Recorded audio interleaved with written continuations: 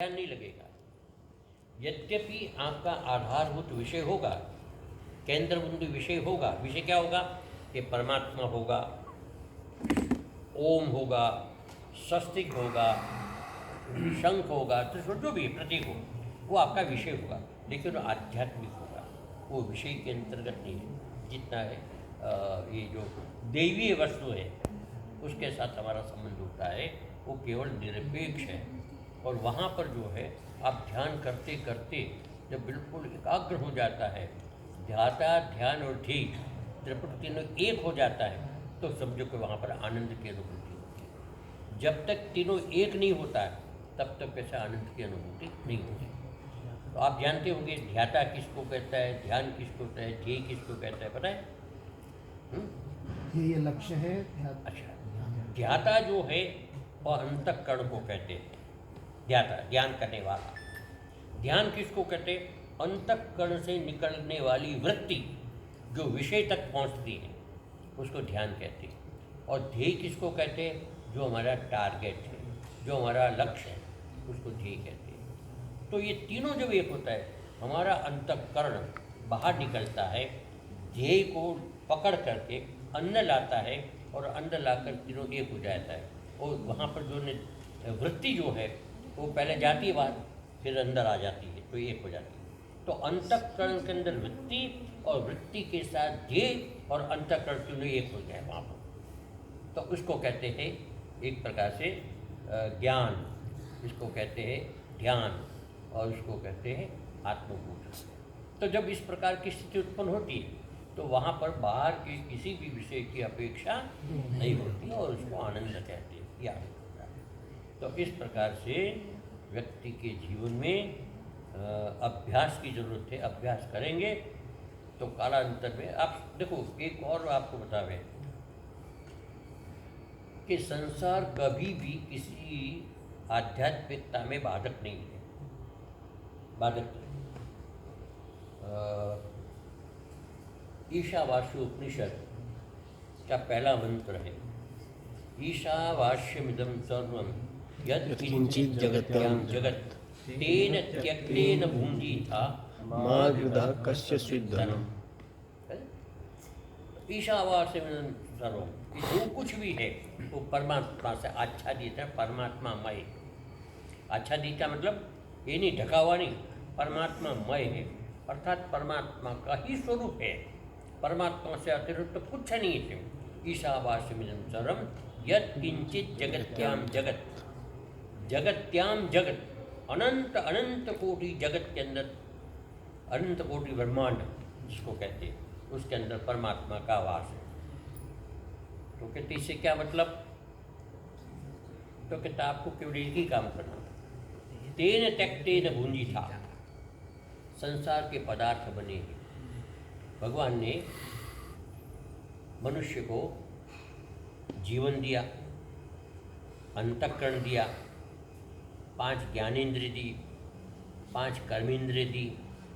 अब कर्मेंद्रिय और ज्ञानेंद्रिय जो दिया है उसका कोई उपयोग तो होगा नहीं। उपयोग क्या है? विषयों का उपभोग करना, इसके अतिरिक्त उसका कोई उपयोग नहीं है। तो कहते तेन त्यक्तेन भुञ्जीथा, उसका त्याग पूर्वक उसका उपभोग करो। इसे त्याग पूर्वक। अब किसी वस्तु का हम त्याग करें, मोबाइल हमारा, अब उसको छोड़ दें, फेंक दें, तो क्या उसका भोग होगा? अब विरोधाभास हो जाएगा। त्याग पूर्वक भोग करो, त्याग भी दो और भोग भी करो, संभव है? तो यहाँ पर उसको अर्थ को सार्थक करना पड़ेगा। उसका अर्थ होगा तेन त्यक्तेन भुञ्जीथा, अनासक्तेन भुञ्जीथा। पदार्थ का उपभोग करो लेकिन अनासक्त भाव से।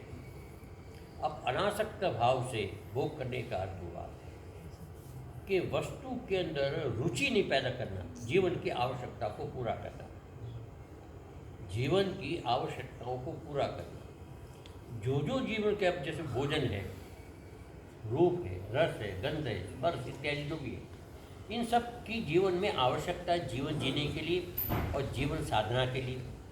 यदि जीवन नहीं है तो साधना नहीं, इसलिए जीवन का जीना अनिवार्य है। और जीवन को जीने के लिए सब चीज़ की आवश्यकता रहेगी, इसका उपभोग करो। लेकिन इसके अंदर रुचि नहीं। अब मान लो रुचि का एक उदाहरण के रूप में बताया कि आपके थाली में भोजन है। अब कोई चीज़ आपके अनुकूल है, कोई चीज़ अनुकूल नहीं है। जो अनुकूल है, स्वादिष्ट है, उसको आप विमान करके करें कि बड़ा स्वादिष्ट है, बड़ा खाए, तो वहाँ पर रुचि होगी, और रुचि होगी तो आसक्ति होगी। लेकिन रुचि तक सीमित रखा अच्छा है, लेकिन अच्छे के पीछे उसके पीछे दुराग्रह न बने कि यही वस्तु मुझे चाहिए, ऐसी ही चाहिए, तो दुराग्रह हो जाएगा, उसमें फिर बंधन का कारण बन जाएगा। लेकिन जीवन के निर्वाह के लिए हमको लेना है, अब ले रहे हैं, प्रसन्नतापूर्वक ले रहे हैं, इसमें कोई दिक्कत नहीं। तो ये संसार के जितने भी पदार्थ हैं, वो सब पदार्थ जीवन के जीने के लिए, साधन के लिए साध्य नहीं है। इसको साधन के रूप में इसका उपयोग करें तो यहाँ पर ये अनासक्त भाव हो जाएगा।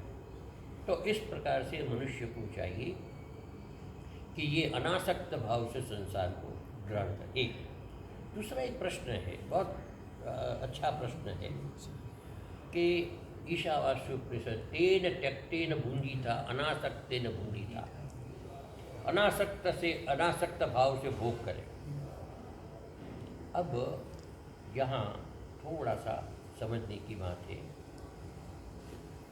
कि कुछ भी करें अनासक्त भाव से,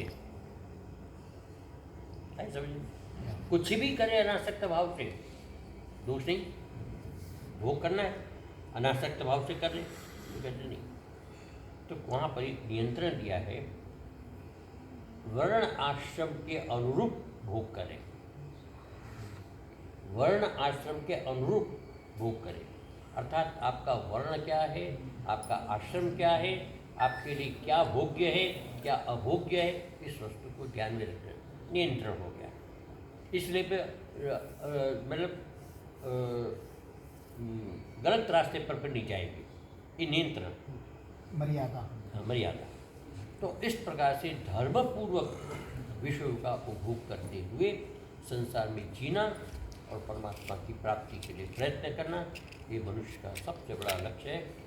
और ये एक प्रकार से क्रम है, साधन है। इस प्रकार का जीवन हमारा होना चाहिए। इति बोलो गुरुदेव महाराज की जय।